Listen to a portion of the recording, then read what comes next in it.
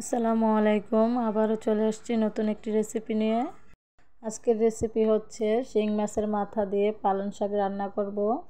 আমরা বেশিরভাগ মানুষই শিং মাছের মাথাটা ফালিয়ে দিই। আজকে আমি শিং মাছের মাথাটা না ফালিয়ে মজাদার একটি রেসিপি রান্না করে নিব। এখন আমি শাকগুলো রান্না করার জন্য চুলায় একটা কড়াই বসিয়ে দিয়েছি। কড়াইতে কিছু তেল দিয়ে দিয়েছি। তেলটা গরম হলে দিয়ে দিব পেঁয়াজ কুচি আর রসুন কুচি। এখন আমি পেঁয়াজ আর রসুনগুলো দিয়ে দেব। এখন পেঁয়াজ আর রসুনগুলো ব্রাউন কালার করে ভেজে নিব। শিং মাছের এই রেসিপিটা খেতে ভীষণ মজা হয়। আপনারা বাসায় এভাবে ট্রাই করবেন, দেখবেন খেতে অনেক ভালো লাগবে। আর আপনারা চাইলে যে কোনো শাক দিয়ে এই রান্নাটা করতে পারবেন। এখন পেঁয়াজ আর রসুনগুলো ব্রাউন কালার হয়ে গেছে। এখন আমি দিয়ে দিব অল্প পরিমাণ পানি। এখন দিয়ে দিব লবণ, হলুদের গুঁড়া, মরিচের গুঁড়া, ধনিয়ার গুঁড়া। তারপরে দিয়ে দেব আগে থেকে যে শিং মাছের মাথাগুলো ধুয়ে রেখেছিলাম সেগুলো। সাথে দিয়ে দেব আদা রসুন বাটা। এখন সবগুলো উপকরণ মিশিয়ে আমি কষিয়ে নিব। ভালোভাবে মাছগুলো কষিয়ে নিতে হবে। মাছগুলো কষানো হয়ে গেলে দিয়ে দেব আমি আগে থেকে যে পালং শাকগুলো কেটে ধুয়ে রেখেছিলাম সেগুলো।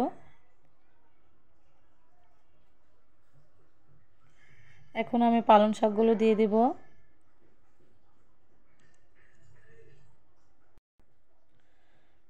সবগুলো শাক দেওয়া হয়ে গেলে দিয়ে দেব আমি 1 কাপ পানি।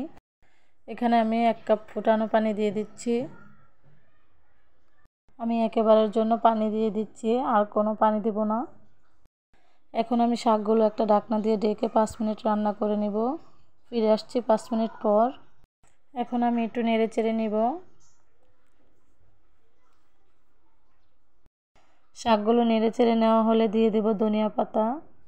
সাথে দিয়ে দেব কাঁচামরিচ 4-5টা ফালি করে নিয়েছিলাম সেগুলো। এখন আমি ধনিয়া পাতার সাথে সবগুলো উপকরণ মিশিয়ে নিব। এখন আর শাকগুলো বেশিক্ষণ রান্না করব না, 2 মিনিটের মতো রান্না করে নিব।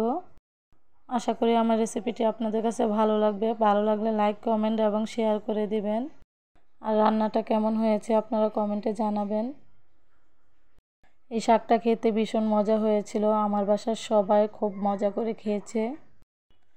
এখন ফিরে আসছি 2 মিনিট পর।